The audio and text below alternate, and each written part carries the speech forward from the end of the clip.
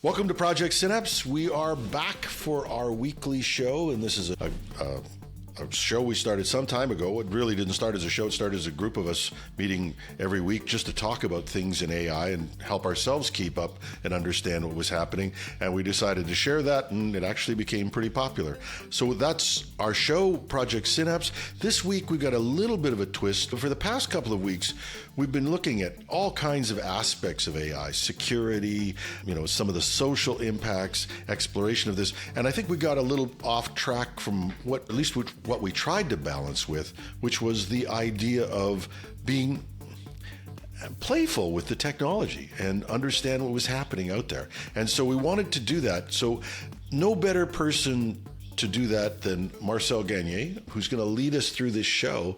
And that's because Marcel he actually, we always kid him about having a lot of time on his hands or money to waste. I don't. But Marcel's obsessed. Let's just leave it at that. It's like he's obsessed with learning and is often the guy who comes to us and says, hey, check this out. So we're going to turn that on you out there in the audience and let you hear Marcel say, hey, check this out. Marcel, welcome. If you look up OCD Good morning. in the dictionary, Good morning. You'll see a picture of Marcel. If you what? If you look up OCD in the dictionary, you'll see a picture of Marcel. Oh, gosh. Obsessed. Obsessed. We don't look up in the dictionary anymore. If you go onto Comet and get perplexity, sorry, yes, type that in, you'll see a picture of Marcel. Okay, this is our very first digression. Okay, this is why we never get to this stuff. But I want to say that because of you, I re-signed up for a Perplexity Pro, so I could, and because they gave me access to Comet, even though I had canceled my subscription, they gave me access to Comet, and I thought, okay, I'm going to take it out, and I have to admit, I'm kind of like, meh, Okay. I'm still not on board the Perplexity train the way you guys are. So, just saying. Yeah. Wow. Well, okay. I'm still on the waiting list for Comet. So when I come to your bankruptcy hearings, I'll explain this, as any good friend would do. But we're not gonna argue Max or Perplexity. We're going to talk about some of the technology that you've been looking at over the past while, because some of it's pretty astonishing. Well, needless to say, there are a lot of tools these days. Okay, I mean, and in fact, it's virtually impossible to say, this is the best of the best of the best, and this is what I should be putting my money down on. And we joke about the idea that I spend, far too much money on subscriptions on a monthly basis for these various things. And there is truth to that. In fact, there's a lot of truth to that. And we only do it while your wife's at work. We never, That's right. That's right. And she never listens to the shows. Thank God. Yeah. Oh, man. Anyway, so the first thing that I sort of wanted to point out was that I wanted to, I don't want to bury the lead here. I'm going to jump in and say, look, if you really want to get a feel for what's happening with this stuff, you're going to have to spend some money. Okay. There are almost every one of these sites is a free tier, and they're going to offer you, a limited number of credits or a slower speed access to whatever it is. But if you actually really want to get the feel for something, you should plunk down at least $20 a month with one of these. And to make this as simple as possible for people, there are two. Despite the fact that you're a huge Perplexity fan, there are two that I would recommend out of the gate. One of them is you go with OpenAI. You can say whatever you want about Sam Altman and OpenAI and whether it's open, and anything like that. But the fact of the matter is there are two big leaders that are way out there in terms of what they offer in AI models. And I'm not just talking about large language models. I'm talking about, video and images and things like this, thinking models and so forth. One of them is OpenAI and the other one is Google. You can't go wrong dropping your money on either OpenAI or Google. And I struggle to decide which one is actually worth more. They both have their strengths, but these days, Google has been hitting it out of the proverbial park. And which doesn't mean that I still don't have some issues with what Google is doing or how they're doing things. But there's some amazing, amazing stuff coming out of Google these days. And I do want to tack on to some of those. So right out of the gate, look, if you want to really start to get a feel for these things, if you want this stuff to make a difference in your life, go with OpenAI, go with Google. If you want, go both, but pick one if you only have $20 a month and go with that. You're going to get something out of it a lot more than you can with the free tier.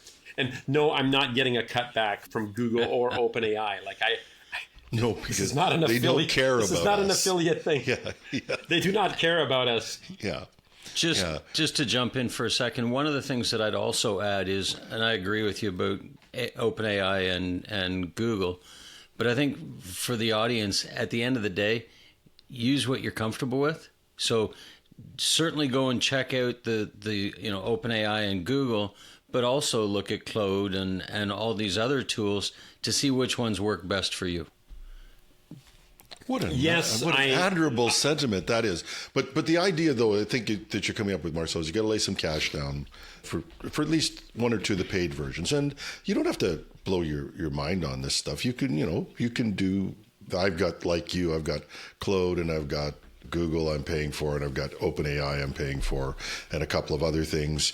It amounts to a couple $100 a month, but I use them effectively in podcasts and everything I do. So it's not a waste of money.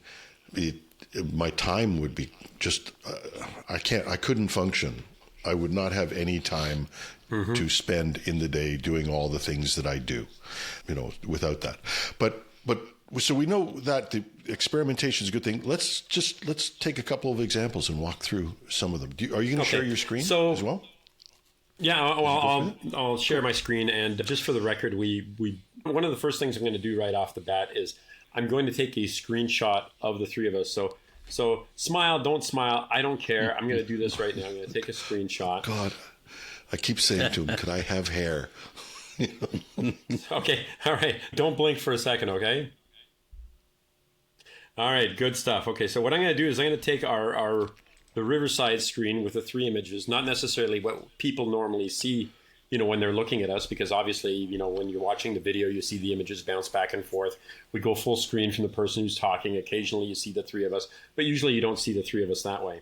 So the thing that's been getting all of the attention this week, and it is rightfully getting all the attention, is a little something called Nano Banana.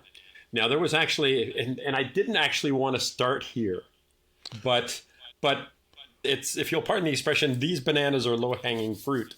Get it? No. Oh my God. Oh, okay. Oh, man.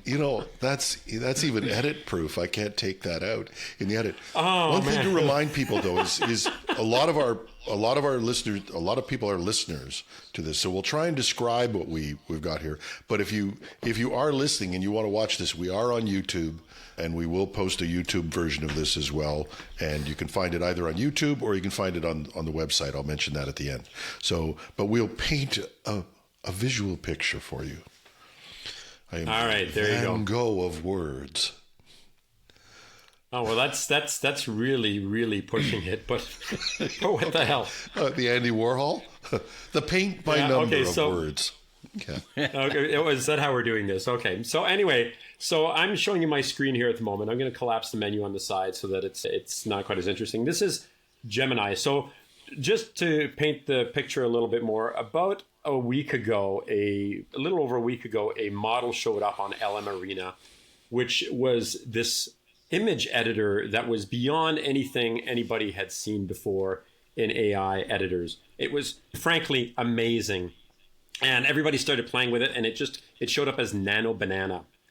And people were trying to figure out where this thing came from. And because it was so incredibly advanced, what you could do with it, people started thinking, this is probably Google at work. Okay, this is probably building on Genie, which we'll talk about a little bit later here, and Emergent 4, their latest image model. And this is who we're taking a look at. And of course, a few days later, and within a couple of days, people from Google DeepMind started posting bananas and pictures of them with bananas and stuff like that, So the hint was, yes, it was definitely. And then they had the Pixel 10 event, so the Google hardware event, where they announced that, yes, in fact, it was this new image model. And finally, they rolled it into Gemini 2.5 Flash image generator instead of Nano Banana. So the actual name now is Gemini 2.5 Flash image generator. if that, You still need to come up with better. No nano banana. So I took a screenshot of the three of us, and the screenshot, maybe I can, no, the screenshot won't show up because I'm sharing the Gemini screen at the moment. But tell me about this image. So you should see the three of us there on the screen, right? Yep, I can see three of us. Yep. Yeah, three guys on a video call doing a podcast. So it figures it out based on the names. You, Marcel Gagner in the middle. Okay. So now I'm going to say, take. Wait a minute. It figured it out. It figured out you're in the middle because it's reading. Oh, because it's reading your label. Okay. The label on the screen. Right. Right. Okay. So what you have to understand about this model is it understands context. It understands real world physics. It understands all sorts of interesting things. And so I could say something like this. I could say these people are in separate locations. Put them on the shore of Toronto Island with the skyscape or cityscape of Toronto as seen from the island behind them. Seen from the island behind them. Now that's a pretty insane. Change where we are. I'm going to take us out of the headshots.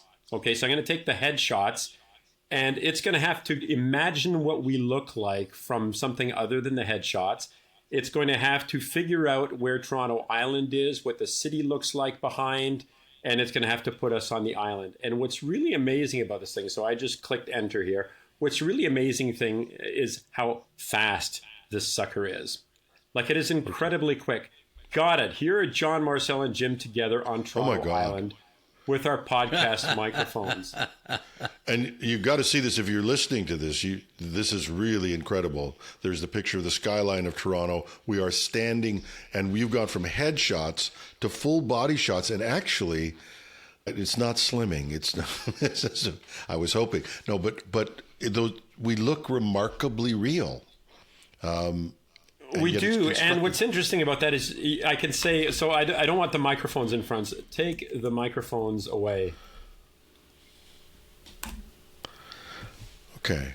And you can sort of insert things as you go along. So if I wanted to, so there you go. So now. This is phenomenal. Okay. So if Adobe is paying any attention at the moment, they're either working really, really hard to incorporate this stuff into their product, or they should be running scared, because I'm making edits on the fly that would take somebody in Adobe, maybe it only takes them a few minutes to do this, but they'd have to go out and look for the shot, composite, and let me blow your mind a little tiny bit more here. Let me see them from the back. Okay, So now it has to imagine what Toronto Island looks like on the other side. Maybe it'll make something up at this point. I'm not entirely sure. But it has to show us, still enjoying the view. Oh, well, it only turned two of us around. Jim apparently doesn't want to look at the Toronto skyline. Apparently my butt looks like my face somehow. Jim doesn't want to do that. Okay, so let's go back to the previous image and make it a dark, cloudy day with where it looks like it might rain at any moment. And again, you can just describe things, okay? Yep. And the level of description that you can put in this thing is a little bit insane. So going back to the previous image, facing forward, and there you go. And it remembers how things look, and it remembers context, and it makes the appropriate shadows. You can see the gloominess. In fact, let me full screen this so that you can see it a little bit better there. The gloominess around us, and it's changed the whole dynamic of the shot. So we've had one fail. But we've had one fail, and that was it couldn't flip the people around, all three people around. Relatively minor given, and I don't know how many people have worked with this. I work with images a lot. We need them for thumbnails. I need them for editorial pieces. I need them for marketing and all of those things. So I'm using this for the publishing part of the business. And one of my biggest frustrations has been you can spend...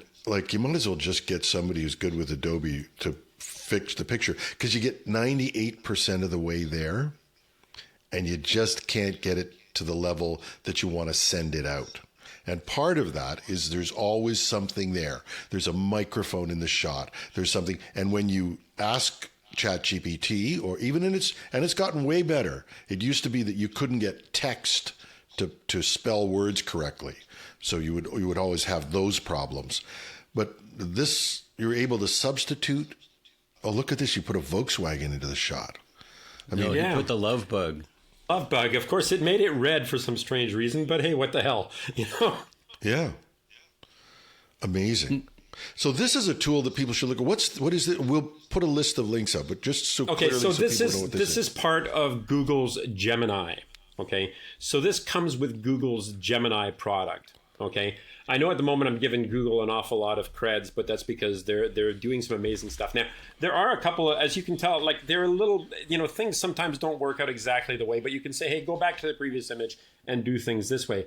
The one big thing that I have against this that drives me kind of bananas is if you take a look at the bottom right-hand corner of that image, there is the little Gemini watermark there, okay? Yeah. Now, you can obviously edit that out. If you want to use this image and you don't want it to show that, you can edit that out.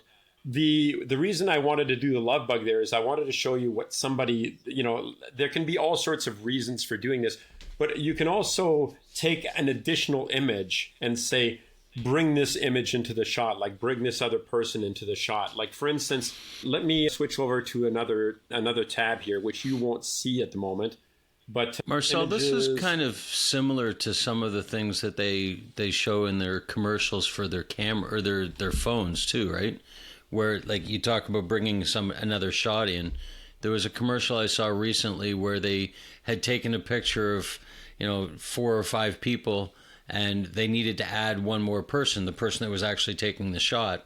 So they swapped the person with the camera and took that other shot, and ultimately they're all in the same picture. I'm assuming that it's all similar technology that they've managed to rope into Gemini. Similar technology. That's a tough one because, of course, I don't know what the technology is at the core, because a hell of a lot is happening and there's like some serious processing happening in the background here. We know that I'll play the video. I'll play a few seconds of the video, and hopefully you can leave that in there as well, Jim, from the event that happened, the Genie 3 event, which is the world models. What Google appears to be doing is they're trying to generate world models so that you can actually use those to build live interactive 3D environments so that the system actually understands everything that there is.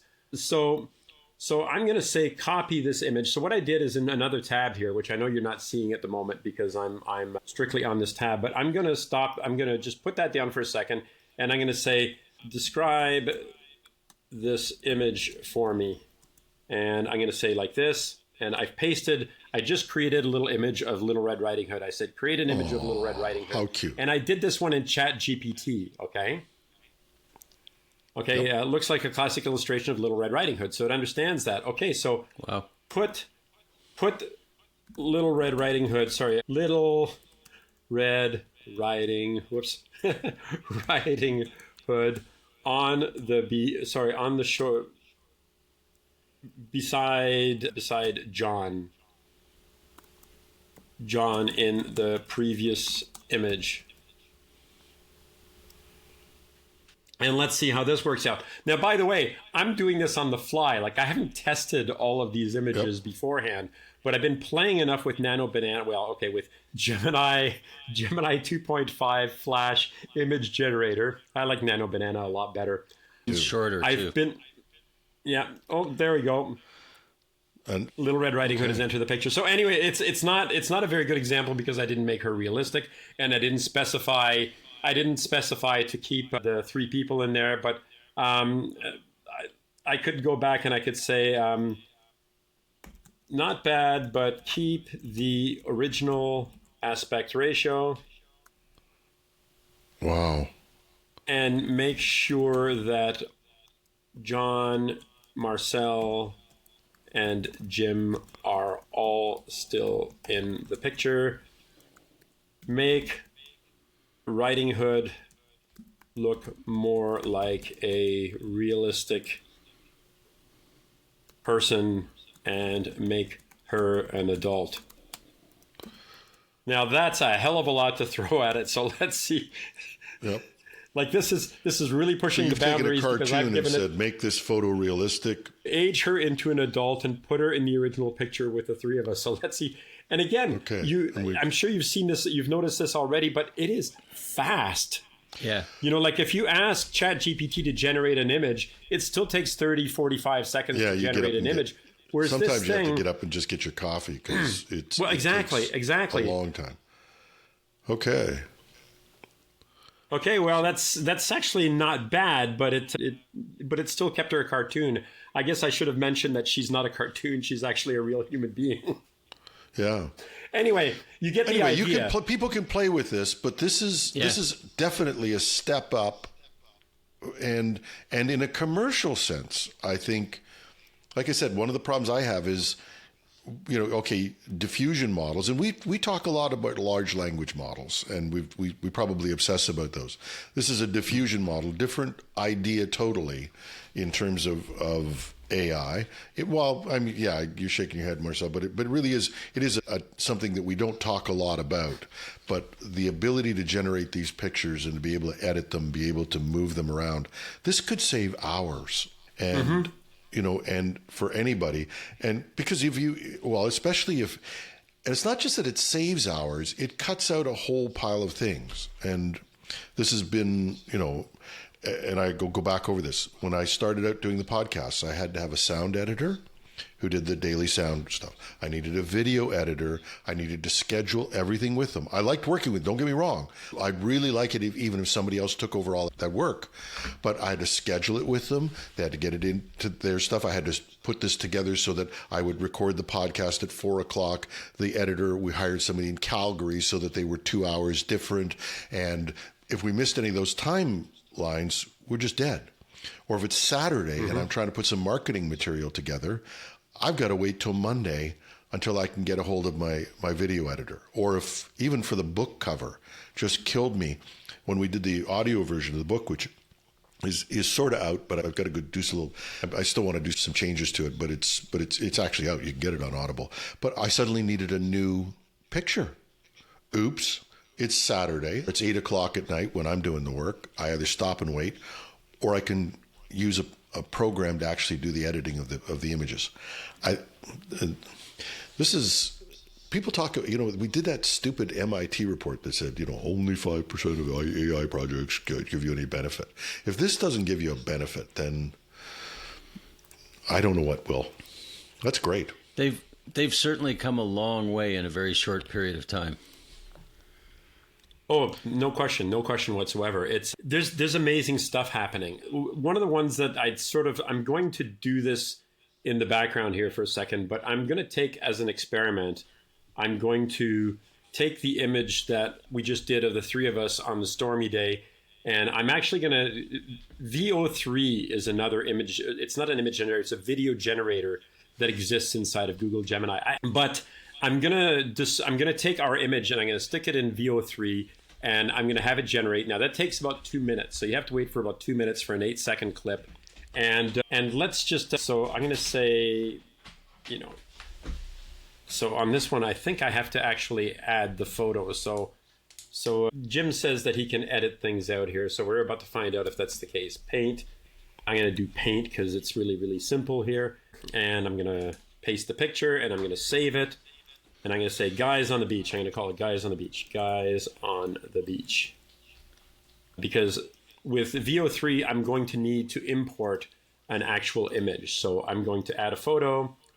And just so that you see what I'm doing here, let me reshare the screen one more time. And in case I do edit it, this is 45 seconds later. It's not a long time. That's right. It's not a long time. So I'm going back to Gemini, but this time we're going to do a video. Okay. So do you see me? Do you see the screen? Yep. Okay. So you can see the picture of the three of us. Okay. So the three guys on the beach are laughing about something. and one of them, because at this point it doesn't know that it's Jim. The guy on the Just say the left, good or looking on the one. right, rather. It'll pick it up. That might be interesting. Says, welcome to Project Synapse. Okay, so welcome to Project Synapse. So what I'm going to do now is I'm just going to say, so this is a video, a VO3 video. I'm going to start the generation. This is going to take a couple of minutes, so I'll come back to it after it's done. Like I said, this takes about 2 minutes, but it's generating like a 5 or 8 seconds. This is like one of those cooking shows, right? I'll start this and we'll come back when it's done. Marcel, le chef. Okay. Yeah. Okay. Good. And then you go to the oven and pull out a completed one. Exactly. That's exactly what happens. Yeah. So anyway, so we'll find out what happens there, and generating your video, and it says this can take 1 to 2 minutes. Okay, so to sort of go back, there is going to be one last thing that I want to show here, which is going to be for fun. But you remember I talked about the little watermark thing. If you want to be able to try like a whole bunch of different image generation things, or a whole bunch of different video generation things all in one place, there are a couple of, actually there are more than a couple, but there are quite a few sites out there that allow you to do these things and play with all these different image models and so forth without, putting all your eggs in one basket. Now, again, you can get like several free credits a day to just play, and every day they add more credits. But if you actually want to spend a lot of time generating stuff, generating videos and so forth, you're going to have to pony up some cash. But in those cases, they tend to be fairly inexpensive, like, $8 a month or something like that. Two of the ones that I use semi-regularly, one of them is called FreePik, FreePik, and the free comes from the fact that you can do free image generation, like a whole pile of image generation on it. The other one is called OpenArt, OPEN as in openart.ai. And both of those are fantastic places to do this. And last time I checked, which would have been yesterday, if you used Nano Banana, and I can't remember which one I tried it on. I think I tried it on OpenArt, but I'm not 100% sure. It doesn't generate the watermark on there. Yeah, so if you do it through one of these sites, the watermark isn't there. You can use Nano Banana through these sites? And there's no watermark, yes. You remember this months ago we talked about places like Poe.com, which is a Quora company. And if you sign up for their $20 a month, you have access to all of the models, like every model that, hundreds of models, including image models and stuff like that. And by the way, for somebody that isn't sure that they want to go with one of these, first of all, I'd recommend that you don't pay for a year up front on any of these things. Yeah. Okay. Like, it sounds like a great deal. It's like, hey, you get 20% off, if you pay for the year up front. Don't do that. Just pay for the month. And if it turns out somebody else has got something better, you switch for the next month, and you can go back and forth as many times as you want. If you're trying to stay within a decent budget, this is a really good way to do it. But these image video aggregator, model aggregator sites like FreePik and like OpenArt are a great place to experiment with these models. And they'll give you access to not just Nano Banana, but things like Image Gen. You'll have access to Runway ML for video models, and Kling AI for video models, and Hailuo AI. All of these things in one place where you can experiment with them. That's fabulous. So you get to play with all these different models for one fixed price per month. And I feel like we're huckstering on this stuff, but guys, this is just... I'm not getting a kickback. We're trying to help I just want to say they're not paying me. Yeah. It's not that we can't be bought. It's that they haven't offered. Well, and part of the problem too is you can spend an absolute fortune buying or getting subscriptions to all of these to try them out. But if you can go to OpenArt or FreePik and figure out which tool works best for you, then you can go and pay for that subscription. That's a great way to do it. Yeah. It is, isn't it? Okay, so just before we move on, this is the last time we'll see the three guys on the beach today, but let me go back to Google Gemini, and this is the video that it generated. Are you ready? Now, you're not going to get the sound, so Jim, you're going to have to... I don't think you can hear the screen sound when I play it, can you? I don't know. I've never done this on Riverside. We'll find out. Welcome to Project Synapse. I sound like John. So you can see. I was going to say, you sound like me. Yeah, I was going to say. Welcome to Project Synapse. Oh, can you hear it? Can you hear it? Yes. Yeah, I can hear it. Yeah. Oh, excellent. So there you go. So we went through this whole thing where we generated. Now, of course, I didn't include your voice in there. And that's something that I could experiment with and see if that actually works. I'm not 100% sure that will actually work. You scared me enough with the last video you did. Yeah, yeah.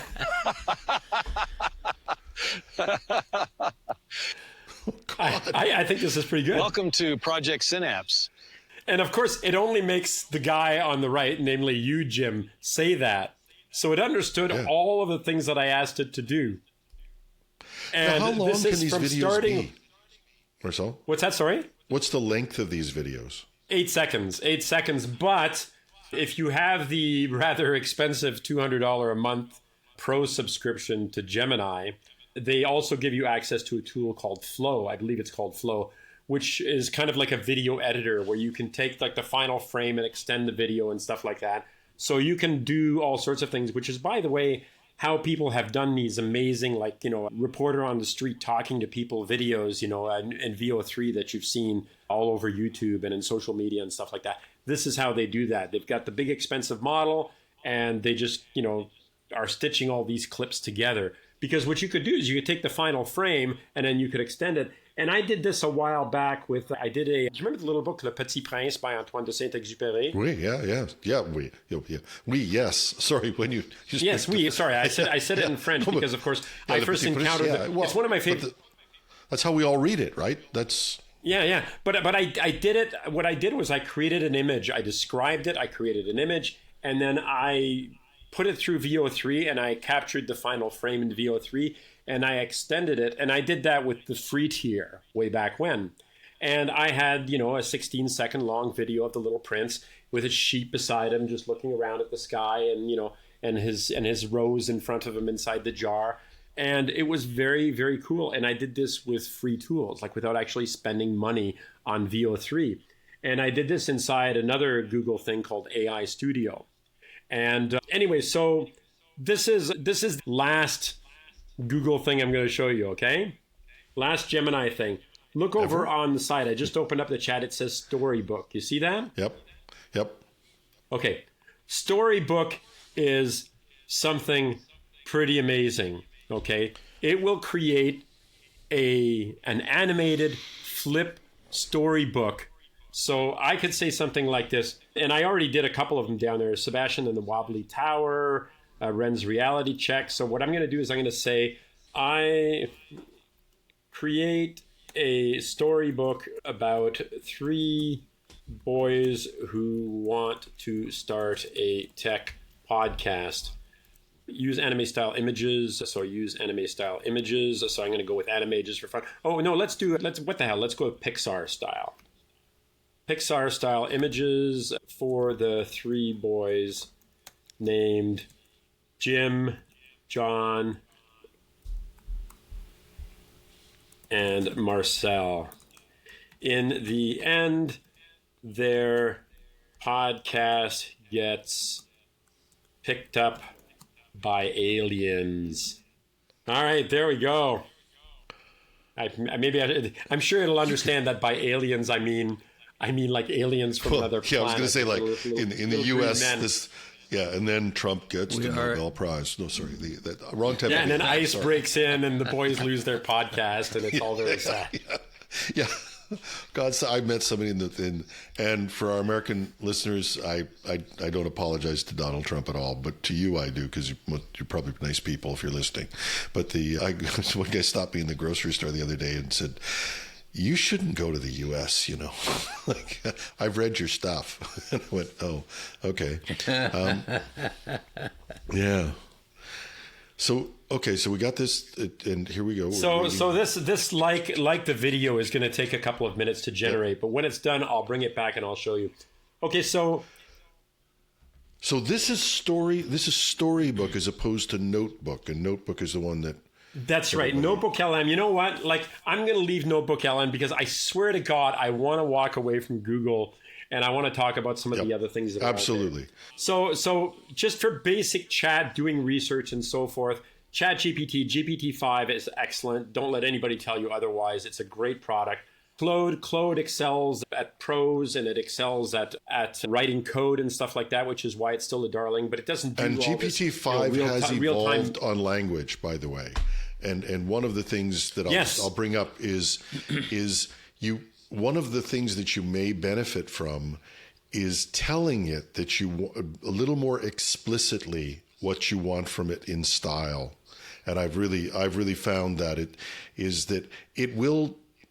because it makes a decision on which model it's going to pick, you really do have to guide it from time to time. And just saying simple things like, I'd like you to think a little deeper works. I'd like you to take a little more time. I'd like more analysis on this. I'd like this to be longer. So don't hesitate to try and give it some commands, because that was the missing piece. I think a lot of us were expecting what we got from our own model that we were comfortable with. We'd type something in, it would come out. You have to do a little more sculpting on GPT-5, but either they've fixed some things or I'm getting better at prompting it. And They have fixed some things. They were very candid about the idea that the model switcher that they introduced at the beginning did not work properly. And within a day, they had actually fixed that. All right, so you want to see the storybook because it's done. I do. Yes. Let's see this. All right, so let's go to the storybook. Okay, so I've got you. Oh my God, it's got the whole full story. Okay, the whole storybook is there. Yeah, and then see turn. the animated pages on the bottom there, the page turn. The animated So page Jim, turns. John, and Marcel were Pictures are three there. peas in a pod, and there we go. And we're John is the organized one. How does it know this stuff? And of course, you can It go made back me on the pages as obnoxious, well. made John organized. Are you sure that we are Marcel is the tech guru. All right. Well, yeah. It's just sucking up to you, though. Yeah. Exactly. Yeah. Okay. Anyway, so there we And go. this So full we set book up our. this is like a little storybook. It is. I'm going to play with this. I might use this for some of the marketing for the podcast. Like, in cool. terms of I'll let you know how this works. I might send this to prospective sponsors. And you could, and these are great creative tools. They're fun and they're great to look at. And I urge people to play with them. But my mind keeps clicking ahead going, how could I use that? How could I use that? How could I use that? But that's the nature of how I think. Cool. Quite impressive, Marcel. We need a palate You're on cleanser, mute, and we Marcel. move off Google. You're going to move us off Marcel, Google you're to on mute. a new world. He's in mute? He was. Oh, sorry, I'm on mute. And so Tech Trio Talk became the first ever human podcast to be broadcast across the cosmos. What Their did they voices call it? echoing through star systems they had only ever dreamed of. Tech Trio Tech Talk. Trio. Tech Gee, do Trio. we have That's to the change name that it Project came up Synapse with to for the that? podcast. Wow. I like Project Synapse, but that's pretty creative. Okay, so last thing. Listen. We accept, they all shouted in unison, their voices filled with a mix of excitement and nervous energy. This was it, the beginning of their biggest adventure yet. And so, But what I wanna know- Tech Trio Talk became the Go back first ever one human page, podcast Marcel. to be brought. I wanted to know which one of us is the little green guy with 3 eyes. Is that the guy who's narrating?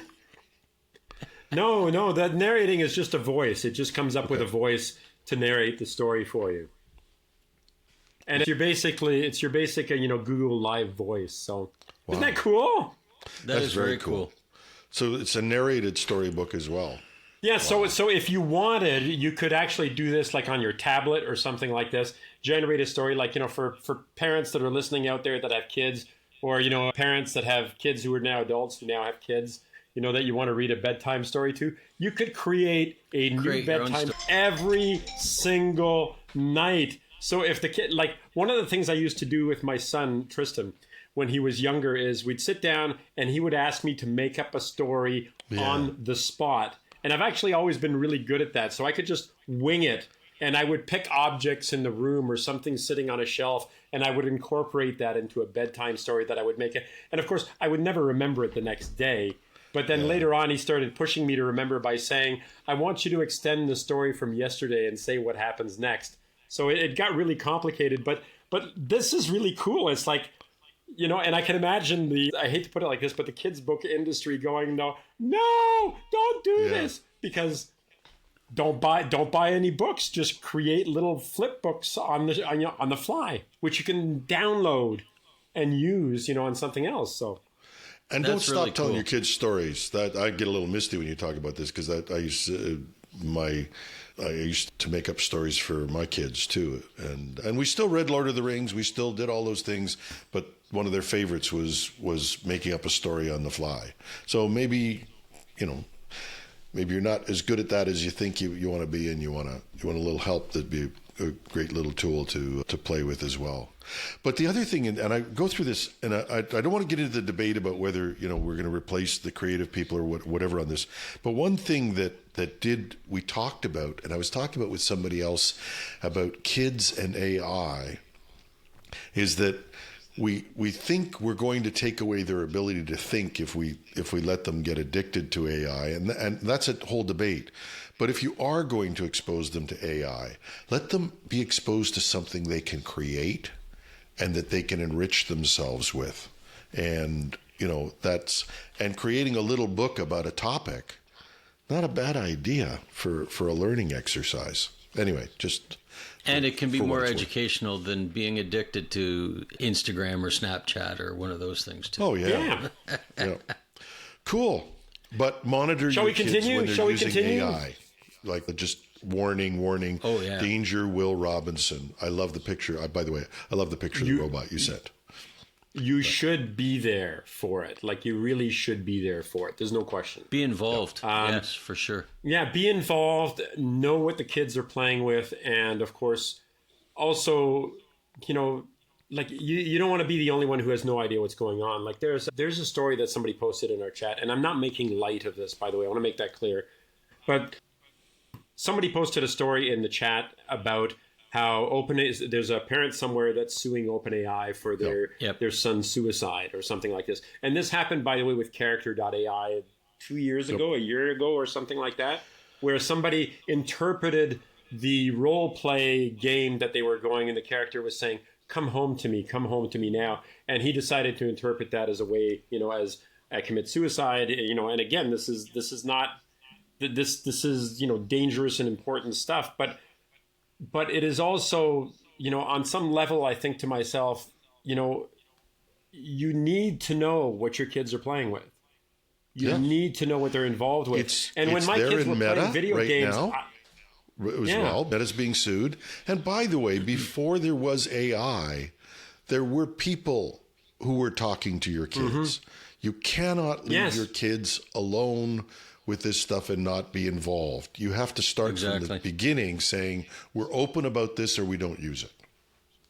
And Marcel, just tied in with that story that you were talking about, apparently Sam Altman has come back saying that they're looking at putting in parental controls into ChatGPT. Yeah, good luck with that.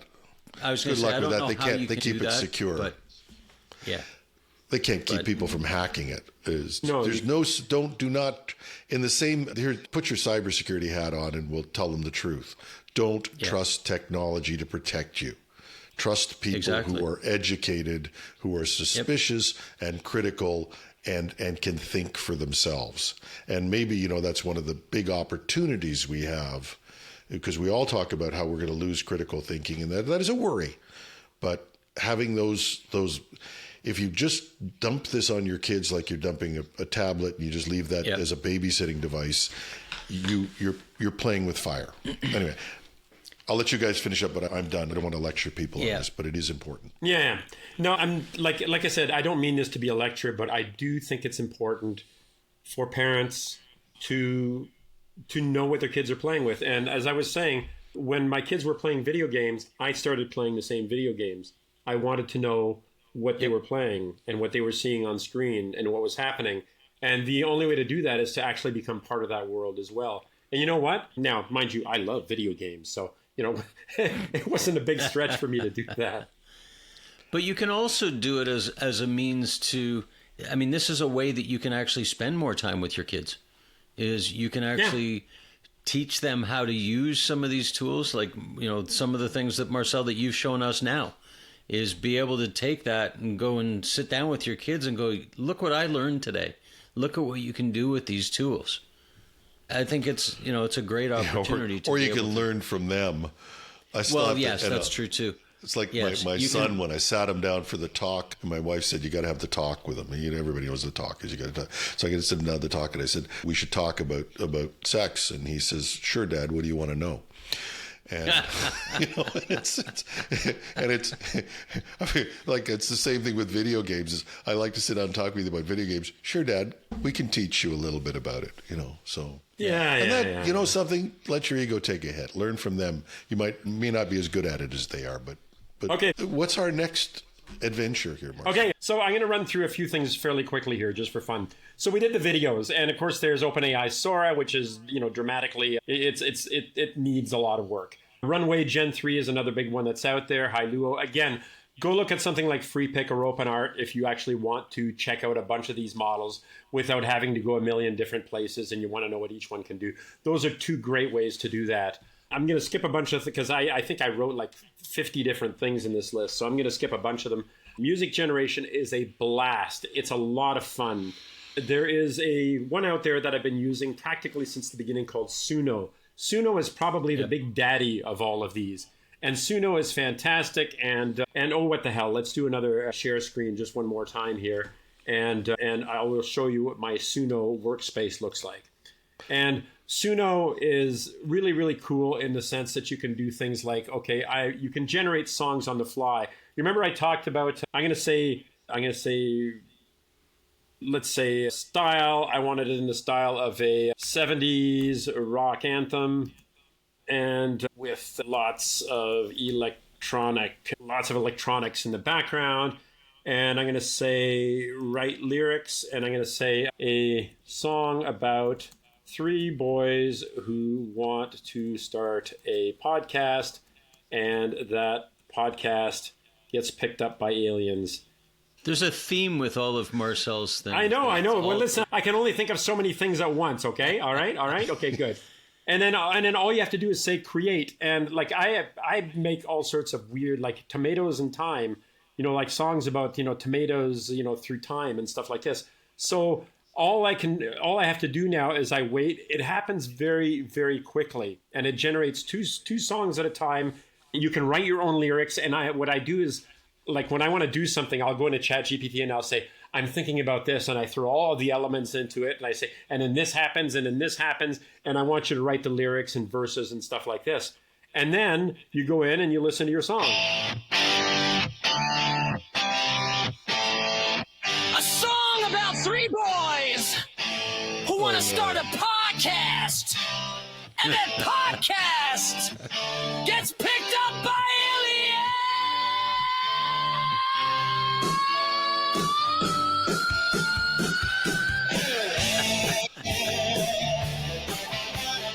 All right, headbanger music. There we go. That's. I have to tell you, Marcel, when I first learned about Suno last year, I got some major league brownie points from both my wife and my mother-in-law because I wrote songs for both of them. So there you go, people. You can use it to get some. You know what? points I've done that for people's birthdays. And they love that. Yeah. It's cool. It's like. It makes it feel personal at that point, because especially if you introduce the elements of their lives into it, something it's this age, it's this time, this is what happened sometime in the past. And I've done this for like my parents for their anniversary. I've done this for for relatives for birthdays. Yeah, it's fun, and it's just for them. It's something that you did for them. So It's absolutely highly recommended. Or you could write a song and play it on an instrument and go to a studio like I do, but... Where's the fun in that? Those who can do that sort of stuff, obviously, but not everybody is as talented as you are, Jim. All right, moving on. I'm an moving AI on. apparently, though, so it's okay. Yes. Hey, that's a perfect lead-in to. So, by the way, Udio is another one. Udio is not my personal favorite. One that's an up-and-comer that I actually have access to, but you have to sign up for it. It's called Producer.ai, and it was originally called Refusion. Okay, and it was trying to apply the diffusion models to music generation. And one of the reasons it's really, really cool is it's a conversation with a music producer. You say, I'm thinking of a song that's like this, and I'm looking for this kind of a background beat track or something like that, and then you generate the beat track. I'd like it to be a little bit faster. Can you up it to 4/4 time, 120 beats per minute? All this stuff, and you have this back and forth conversation with your music producer to generate a song, to incorporate all of the elements that you want into it. So instead of, writing a prompt, or generating the lyrics, you're actually having a conversation about the song that you want to create, called Producer.ai. Again, it's invitation only. I have access to it because I was there like in the very beginning of Refusion. But I think this one is going to be really, really impressive when it opens up to the whole world, because it's not just you generate a prompt. It sort of takes away this whole notion of you're not involved in the process by making you integral to the process, because you're directing it at every step of the way. You're the producer, defining how the music is made, what it sounds like, tweaking it, all these sorts of things. Very, very, very cool. Look for that one, sometime soon, presumably. But if you go to Producer.ai, you can sign up on the wait list, and that, you might find that a lot of fun, especially if you're, like Jim, a real musician. Well, yeah, and if you're like me and you're scared about this, and I am concerned about it as a musician, you can't deny reality. It's happening, and that's one of the reasons why I'm saying we have to discuss this stuff. We have to show it. It's there. It's not going to go away because we wish it away. That's not going to happen. And so we have to find a way to make our peace with that. And I think that's going to be a challenge for musicians. It really is. It's an issue and something we talk about. I won't drag the program through it, but I think that it's something that we, and even Robert Sawyer and I had discussion about this, and he's, the author that as well, Marcel, and there's a big debate. My brother from another mother. Yeah. But it's something. My caution is, even if you're like me and you're going, whoa, I'm not so sure, you go out and check this stuff out. See it for yourself. Don't let somebody else make up your mind for you. Mm-hmm. Yeah, I mean, I've already, it's no big surprise to anybody that's listening to this or anybody that's known me for any length of time, but I've already made my peace with this. And in fact, it's obvious which side of the fence I've landed on. I see these as tools that can improve and enhance your creativity if you use them to their capabilities, to their full capacities. Because you could just say, do the little prompt and whatever, but you could be involved in the, in the creative process every step of the way. I want to incorporate this. I want to do this sort of thing. And then there's real work going into it. It's not, I wrote a prompt and something happened. It's like, no, I was integral to the process. There is as much of my creativity and my vision in this, as there is the AI. The AI is allowing me to make things faster and using tools that I would never be, or at least that I sure as hell don't have the time to learn. So it's raising the bar for me, but I'm still involved in the process. And I think if you treat AI as a coworker, as an editor, as the person that you hired, to do some of the little grunt work for you, I think that you'll start to understand that it's not just taking things away. It is enhancing your own ability to create.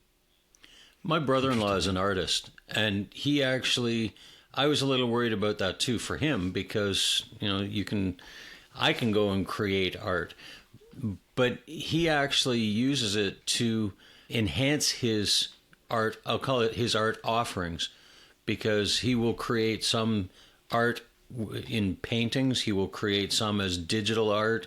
He will take some that he's created in digital art and enhance it with painting. So there's I think it has to be it's new ways to do things utilizing the new tools. I mean, Jim, if you look back years ago with music, I remember I was on a business trip once and I was in a hotel bar and it was a one-man band, but guess what? He had a Mac and was playing, sorry, Marcel. He was playing a bunch of the instrumental things on that, and so he had that and he was playing the piano. So he was using the computer to enhance his music. And and there are those of us like when I'm doing a recording, I will not use a synth. I will not use a synth instrument. I just won't. I'll use a live person on that. So there's a whole thing there's a whole world of this. But I remember too when Bob Dylan played an electric guitar at the folk festival and was pilloried for it and almost got out of music because of that. When the band Dylan went electric, it was insane. The amount, the reaction that you saw to it, and we've seen this throughout, and in studios, like even though I will not use a synth instrument in the studios, we're using a digital studio. I mean, and fully using it. So it's a continuum. Anyway, longer debate. I want to stick. We always get distracted and we don't get to the tools that you want to show because we. It's my fault. It's my fault. Funny enough. So I'm going to follow this up. So I'm going to segue as sweetly as I can into the next thing using this. So if what you do, like pretend for a second that, like me, let's say you go and you change your Facebook profile picture, but it's actually you, but you used an AI tool to generate you in a place where you weren't. You dress yourself up in a suit that you don't own and so forth. Like right now, I used a picture of me that I took just a couple of days ago. I used Nano Banana, aka blah blah blah. Anyway, I used that to put me in a nice suit that I don't own and put me in a wine cellar holding a glass of red wine, and that is now my profile picture. And the reason I'm bringing this up is, yes, it's an AI generated image, but I'm not taking anything from anywhere else. That image is me. Okay, it is actually an image of me in a different environment. I took the three of us and I put us on Toronto Island. Like, it's still the three of us. So now if I generate a digital twin of myself, so I take a picture of me, John, I did this with you. AI Marcel. Where I had you. I did an AI, I did the AI Marcel. But I did an AI John as well, so that you could be part of the show when you had a cold, a few weeks ago or a couple months ago, whenever. Yep. So I had you in there, on the show, despite the fact that you couldn't actually talk. And then, of course, I made the, Marcel sitting at a Paris cafe saying, yes, John is right. John is often right, though we don't always give him credit for it. So I actually did make that. It's in the Discord, Project Synapse Discord, for anybody that wants to take a look at it. By the way, I play that nightly while my wife is sleeping, so I'm hoping it might actually sing in. But both of, at least the first one, I'm not sure about the second one, but the Marcel, but the first one was limited. You got the feeling it was good, but it was clever. The one you've done of me recently is scary. Okay, and we're going to do that right now because I'm going to play it right now in the show. I'm going to share the screen and play it because I'm going to show you how I did that. That'd be good. Okay, so that if you want to do it, you can do it as well. So let's do the sharing the screen, and I'm going to pull up the somewhere in here it is. Where the heck is it? So what I'm going to do is I'm going to go to the Discord, and I'm going to go. So I'm going to bet that I can share this screen because this is Discord Showcase. So do you see yourself there? I can. Yep. Okay. Is it full screen now? Yes, sir. It's as full screen as I get, but I'm not sure. All right. All right, so people, so watch and listen. This is me, and I did this yesterday. Okay, so this hasn't taken me weeks to do. I did this yesterday, and I'll show you how it's done. Now listen. In an astonishing turn of events this morning, residents of Waterloo, Ontario, were left bewildered as a luminous, disc-shaped craft touched down with an ethereal hum on the roof of the Canadian Tire store on Weber Street. Emergency services quickly cordoned off the area as three slender, green-skinned beings, reportedly no taller than a fire hydrant, emerged from the craft. Speaking in a series of high-pitched whistles and clicks, translated by an impromptu AI, the extraterrestrial visitors issued their demands: immediate access to an unlimited supply of hockey pucks, a lifetime subscription to Canadian Tire Money, and the complete works of Bryan Adams. Authorities are currently scrambling to address these peculiar requests, assuring the public that negotiations are underway to prevent any intergalactic incident. Now, this is scary. Like when you look at this video, even down to the weird eyebrows, you shouldn't have to watch this stuff if you're. I never watch videos of myself. I have to edit them, but I do it as quickly as I can get away with it. But even the friggin' eyebrow thing that I do, you know that, and I always, with your eyebrows go up, and yeah, oh man, that's scary. So. Yeah, it is. But here's the thing here, okay? So, I'm going to bring up the ethical question here. So let's pretend that you, Jim, for whatever reason, I don't know, you've got a bad cold that day, but you still want to do the show, and you've got your script ready. You could have AI Jim read all of that stuff for you in your voice. Or I could do a video, and I have done a couple of these where it was just for fun. I did one which was like a noir thing where, it's all in black and white and done in the 1930s, Sam Spade sort of stuff. But again, it's me, it's my voice, it's my words. And, except in this case, obviously, I wrote the script of the aliens landing on the Canadian Tire roof. That obviously was not you, and I know I did this without your permission, but, it was for the show, so.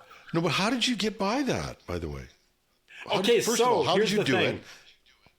Okay. First, what's the tool you're using to do this? Okay, so the first thing that I did was I used a YT-DLP, which is a command line tool, which, by the way, is available for Windows, and it's available for Linux and Mac. And what it does is it allows you to download a video from YouTube. So you do this and you download it. But you can also specify download the audio only. Okay? Yeah.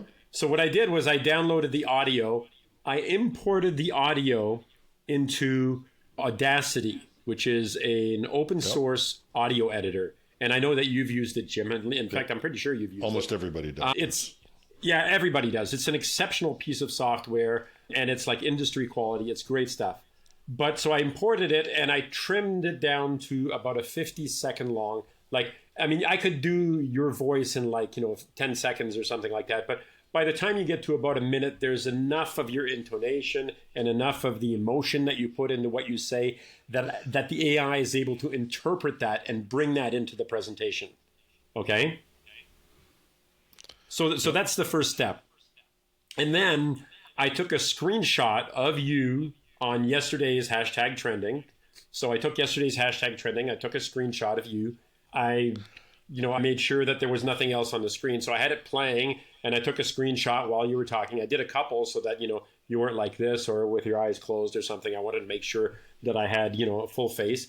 And of course, I did this one as a vertical video, much like we are seeing each other on the screen. I know that that's not what people are seeing if they're watching this, but we see each other as, as vertical, like as phone screen. Anyway, I digress. So what I did then is I had that screenshot, I had that piece of audio, and so I use these tools to get those things. In the screenshot, you can use whatever screenshot tool you want to do that. And then I went to something called Heygen. Now, there are multiple digital twin applications out there. There's Synthesia, there's DID. My favorite still to this day is Heygen, and it's the one that I use to do these sorts of things. And I've been using it for months, and I love this thing. But I'm about to share my screen to show you what it looks like here, okay? So let's go to the share screen. And you're right, Heygen's been around for a while. Yeah. Yeah, and the product just keeps getting better and better and better all the time. So So this thing is improving constantly. So if you take a look at my screen here, Avatar 4 just got personal. This is their latest digital twin implementation. And again, I've seen this improve dramatically over time to the point where using Avatar 4, which is the latest and greatest, is what I got yesterday, what I did with you yesterday. And there are all sorts of things that you can do here. Now, I've got a bunch of avatars that I brought in. You can create, see, this is where I did Jim last time, right? No. And, or I could go with Marcel. I did a bunch of things with Marcel. Or I did an avatar where I have, where I've got Marcel in all sorts of different positions in all sorts of different places. Like, you know, so that I can have myself walking along, talking in all these different places. I've generated all these different environments, which, by the way, you can do in Heygen, but the Nano Banana image editor that puts you in different places is so much better than this. Okay, and maybe they'll incorporate this in here, but Nano Banana, I can say things, you know, have me hold on to this, put this different shirt on me. Like if I just want a different shirt on, I can do that in Nano Banana. It's not quite so easy to do over in Heygen, but what Heygen has going for it is the ability to do all sorts of really cool things. So for voices, for instance, it actually uses 11 labs on the back end to do these things. So what I did here with Jim is I did create new voice, and I can say instant voice cloning, or I can generate a voice and I can describe what the voice looks like. I want a giant robot with an echoey voice. And, you know, so I can do stuff like that. And I can say, what's the name of your voice? And I can say giant robot. And I can say, you know, prompt giant robot with an echoey. How the hell do you spell echoey? Yeah. That'll do for now. With an echoey metallic voice booming from within. So it's tough to type on a screen when you're trying to do multiple things. From within, there you go. Generate voice, and it will create a voice based on your description. And of course, you can just create a bunch of these if you want. It's obviously busy creating the voice here at the moment. I haven't done the voice generation, so you might have to edit this down, Jim, because I don't know how much time this is going to take. Typically speaking, it's not very long. Ta-dum, ta-dum, ta-dum. So how you guys doing anyway?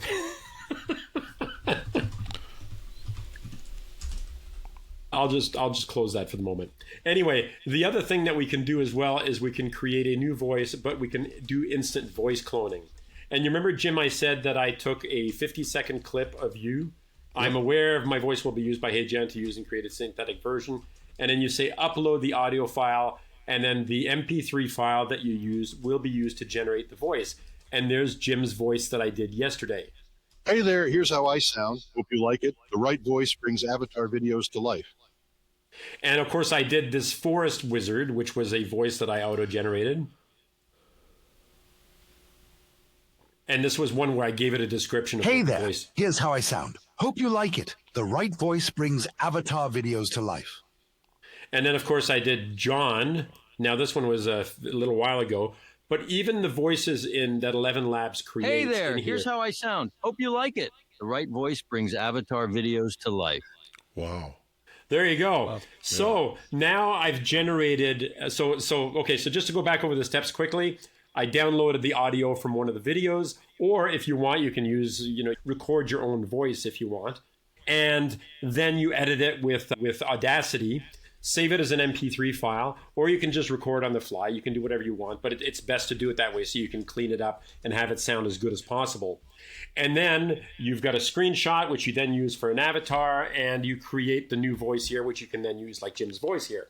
Now, if I go back to create video here, and I can say create custom portrait, and now I use whatever voice it is that I want. Oh, this should be fun. So let's do this. So I'm going to do the avatar for it, and for the voice, I'm actually going to use a different voice. I'm going to use, this should be hilarious. So I'm going to use Jim's voice as opposed to me. And I'm going to say, this is what it sounds like when somebody uses your voice. Anyway, so this is obviously very, very short. And you pasted my voice onto your picture. That's right, exactly. And I can say generate, and, well, I'm not going to bother titling it. Marcel is Jim. And I can say submit, and it will generate a video of me talking. This shouldn't take too long because it's a very short video, so it shouldn't take us long. This one here, because it's 53 seconds long, this is the reporting that you did from Canadian Tire. It takes a little bit longer, but while that's generating, I'll show you the Jim is right. I don't say this often enough, but here it is. John is right. In fact, John is usually right, even if we don't say it to his face. You mean John is right? There's no Jim is right video. I'm jealous. Yeah. So they're accepting any voice on this. There's no filter. They're accepting any voice. Like, the onus is on you to have the rights to use the voice. Is really what it comes down to. Because that was a problem at one point. You had to actually, at one point, some of these things you actually had to give it a live clip that it could match to your voice. So that's gone. Yeah, but the fact of the matter is, it's virtually impossible for, and I mean, I am not a lawyer, let's be clear here, but it's virtually impossible to say, I've compared this voice and it's obviously the voice of this other person. You remember the big kerfuffle that happened when OpenAI came out with their version of, the her voice?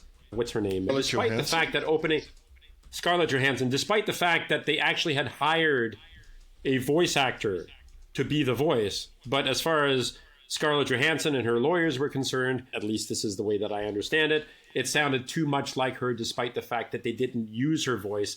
They used someone who sounds like her, which of course gets really sticky, because what happens if your voice sounds like, I don't know, John Wayne? That's actually what your voice sounds like. Well, yeah. Even if you're not John Wayne, that's what your voice sounds like. Are you not allowed to use your own voice at that point? Yeah. Right? Or if you look like, I don't know, if you look like Jim Carrey, I'm picking somebody out of the air here. If you look like Jim Carrey, are you not allowed to do videos of yourself because you look like Jim Carrey? I think the only important question there would be, are you representing yourself as that person? Are you implying that the voice you hear is that other person? Yeah, that because voices are similar, and there's, you never see me and Julio Iglesias singing in the same place, but you might. No, you never do. No, you never I've do. never seen that. Yeah. Or Frank Sinatra. I'm waiting for the lawsuit any day now. But that's the thing is well, and I joke about that. I do a jazz band with some people, and we do a lot of Sinatra stuff, and it's hard not to try to sound like him. So you get that. But what about tribute bands? You yes. get these tribute bands. Well, presumably tribute bands have the blessing of the of the artists. I mean, when you're doing a public performance, you do pay to perform another artist's songs. You pay for the use of the material. Yeah, that's correct. Yes. If the place is licensed, and there are lots of places that aren't. But I'm just saying, we've had this idea of. It's really we're going to push the limits on what happens here. This will be the next content piece. I mean, we've already seen it with the Scarlett Johansson suit, but it'll be interesting to see how that plays out, especially if you're similar, but not quite there. That's probably an interesting thing. I think, honestly, OpenAI would have won that lawsuit. And I'm not a lawyer, but I suspect they would have won the lawsuit, but it just wasn't worth the bad publicity. And Sam Altman is obsessed with Scarlett Johansson, so he wasn't going to make her angry. Well, he's obsessed with the movie Her, so yeah. I don't know if that necessarily translates into Scarlett Johansson. Well, he really loves that movie. This is a big influence on him. As a matter of fact, it's very funny, but when we write the history of this century, that movie may have done more to advance generative AI than any other thing that has happened, just by the inspiration of what it did to Altman and his idea of AI and what it could do. Okay, so apparently, according to ChatGPT, I just had to look this up. According to ChatGPT, there is no active litigation on this thing. There was a threat of litigation, but it never happened. No lawsuit was ever filed. No court filings, no case numbers, nothing. There you go. So read that any way you want. So just to move away from that. So hopefully I've shown a bunch of, really fun things that we can do with this. We've talked about things like vibe coding, for instance. I use a tool called Cursor on a regular basis. Although I've played with Windsurf as well, I like Cursor a lot better. Yeah. I want to do a whole coding show. And I think we should. Because there are, if you're listening to this, I'll edit it as best I can to try and make it work in the audio podcast version of this. But this is also a learning experience for us. But I do want to do a coding show because I think we need to focus on that. There's so much that's like these tools. There's so much that's been said. There's so many emotional arguments that are out there, and I think it's a question of taking a look at it and walking through it. Now, Marcel, you're going to send me a list in the next hour of the links to all the stuff you've talked about. So we will put in a list of links for you on the show notes, and they'll also be on the Or YouTube. you can just ask ChatGPT to read the document and give you the links. That's so funny because somebody said that to me. Brilliant idea.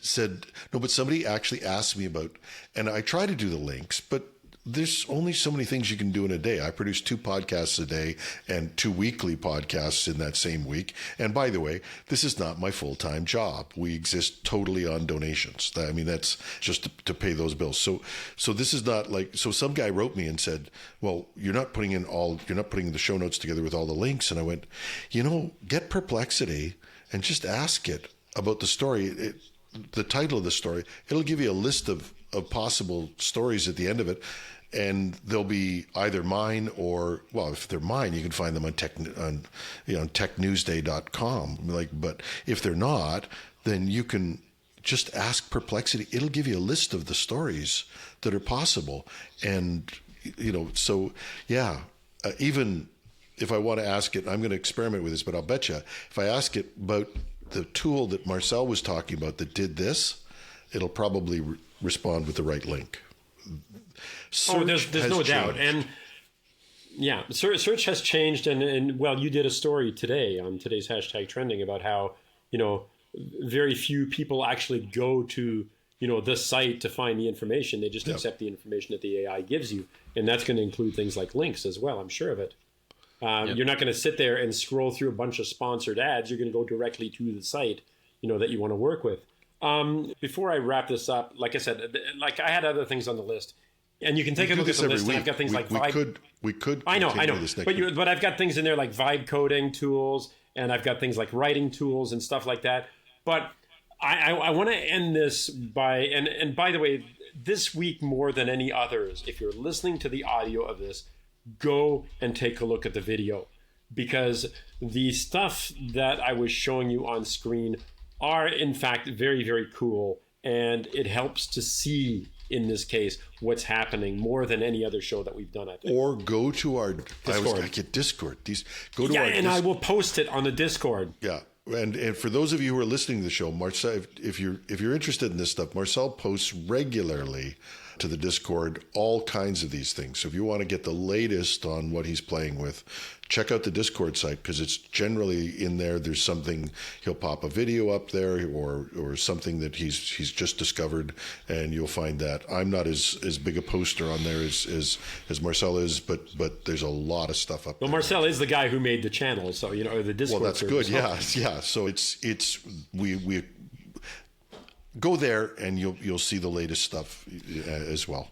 Okay, can I throw one last thing as we wrap here? Yep, absolutely. You remember I talked about one of the things that made Nano Banana so cool, or Gemini Flash 2.5 image generator so cool. Nano Banana sounds so much better. But it's just the creativity. I'm going to say this. When is Google going to cut these guys loose? Nano Banana. What a wonderful thing. Gemini 2.5. Ask the AI to come up with a name, for God's sake. Yeah, exactly. Yeah.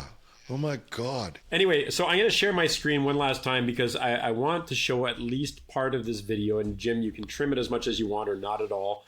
But remember, I talked about the idea of what makes the model so amazing is its understanding of real world physics, real world locations.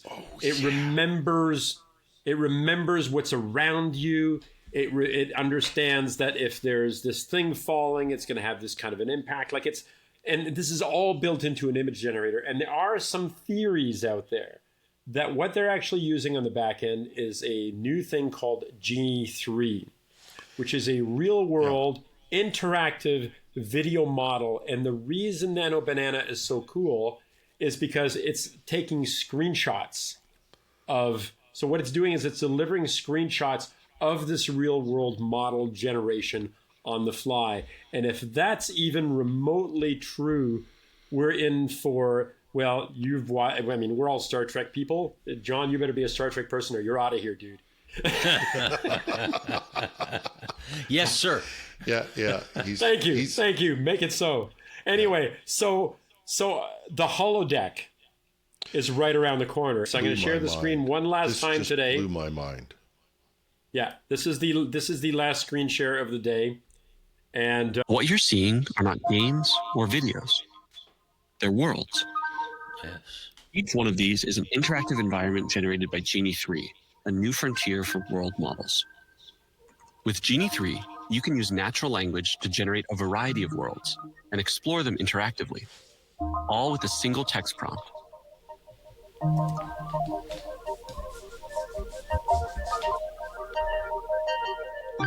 Let's see what it's like to spend some time in a... Genie 3 has real-time interactivity, meaning that the environment reacts to your movements and actions. And you're not walking through a pre-built simulation. Everything you see here is being generated live as you explore it. And Genie 3 has world memory. That's why environments like this one stay consistent. World memory even carries over into your actions. For example, when I'm painting on this wall, my actions persist. I can look away and generate other parts of the world. But when I look back, the actions I took are still there. And Genie 3 enables promptable events, so you can add new events into your world on the fly. Something like another person or transportation. Or even something totally unexpected. You can use Genie to explore real-world physics and movement, and all kinds of unique environments. You can generate worlds with distinct geographies, historical settings, fictional environments, and even other characters.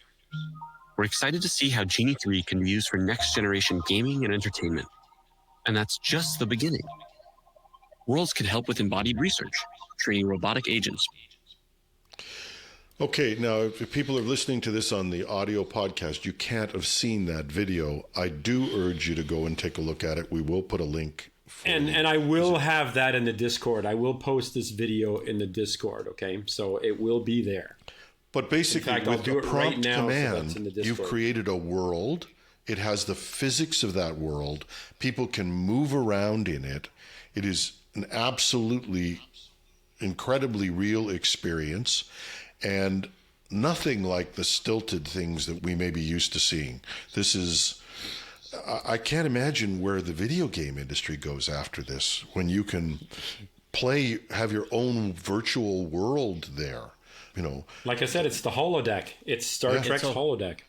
It's a whole new world. When you now, get the crazy thing is this must place. cost a fortune to deliver in terms of processing, and yet Google's delivering it for free right now. At least, well, you can't actually technically access Genie 3 at the moment. It's not available. It's available, I'm assuming, to some developers and stuff like that, but it's not available to the public at the moment. But that engine exists, as in this is a real thing that they have. They just haven't made it available yet. And as far as the cost of this stuff, I don't have time. I mean, we don't have time because, you know, I know we're trying to wrap here.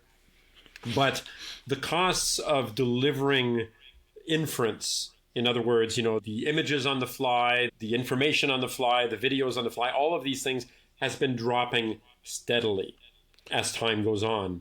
So this stuff is getting cheaper and cheaper and cheaper to deliver all the time.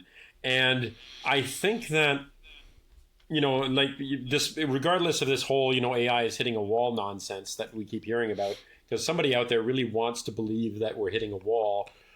We're not, and we are increasingly able to deliver more and more amazing things for a lower and lower cost, and it's a whole new world. And like I said, you know, the holodeck is around the corner. Like so, and this is, imagine doing this in VR. Like I have a Quest 3 headset, and imagine having a world that is created that you can interact with that looks realistic on the fly. This is, yeah, exactly. I mean, this is the holodeck. Yeah. Well, and they're going to be, I mean, sure they already are, focusing on how do we make this cheaper, right? Without having to have tons and tons of processing power. And as soon as they do that, this stuff's just going to explode. Yeah. And I think, like I said, there's some valid papers that talk about the issue of processing and where we're going to run up against it and all that sort of stuff. However, there are equally valid papers I read on the death of Moore's law every 3 years too. So, and I've said that before, is this is not going, this genie is not going back in the bottle. No. That's not going to happen. People are going to find a way to process this, and they're going to find a way to bring this about. And obviously Google has. I mean, there's probably a lot more. And that's what I think people don't actually realize right now. And this is not my version of a conspiracy theory, but the model you're seeing right now of GPT-5, I'm betting is trained by a better model. The stuff that you're seeing from Gemini is what they've got in their lab. It's already been said. Yeah. Yeah, exactly.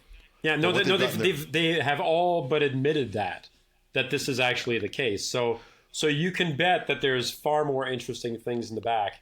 And again, I apologize for spending as much time as I did on Google today, but there's a reason for it. So I'm done. This is as much as I'm going to show you today. Cool. We can talk about Thank you, Marcel. In another show, but that's a wrap for me. Fun. Thank you for doing all this work on this, Marcel. This has been great. If you have questions, if you're listening to this and you have questions, like I said, join the Discord would be a good thing to do, or post the questions and we'll try and answer them